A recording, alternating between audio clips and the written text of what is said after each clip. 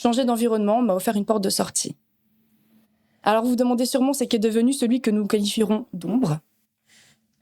Bien quelques mois après cette histoire, certains cas, trop peu, ont été exposés au grand jour et il a été contraint de quitter le club et son job d'éducateur.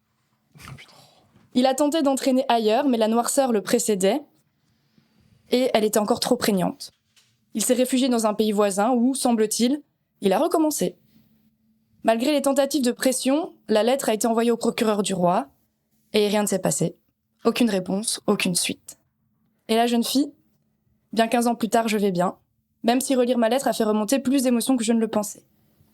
Je suis enseignante, entraîneur, et je sais que ce que j'ai vécu a impacté mon choix d'occuper ces fonctions pour protéger et pour préserver. Je suis restée dans ce système qui a dysfonctionné et qui a besoin d'être ajusté. Fin 2021, l'ADEPS dévoilait les chiffres sur la maltraitance des enfants dans le sport. Le terme violence couvrant ici des faits qui vont de la taquinerie blessante à l'agression ou au harcèlement. Ainsi, près de 68% des répondants ont vécu des violences psychologiques dans leur pratique sportive avant leurs 18 ans. Plus de 40% évoquent des violences sexuelles sans contact et près d'un quart des violences sexuelles avec contact. Certaines fédérations ont mis en place des campagnes de prévention et d'encadrement. Les lignes ont bougé, les esprits ont évolué ces dernières années, notamment grâce à la libération de la parole de certaines victimes.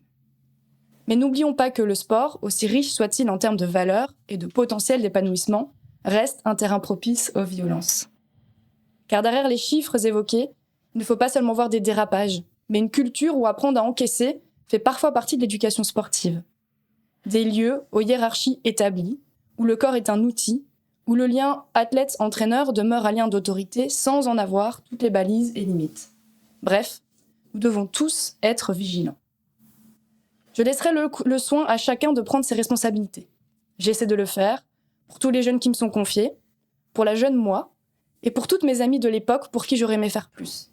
Parce que malgré l'ombre sur les photos, elle et ce sport que nous avons partagé font partie de certains de mes plus beaux souvenirs. Alors, place à la lumière.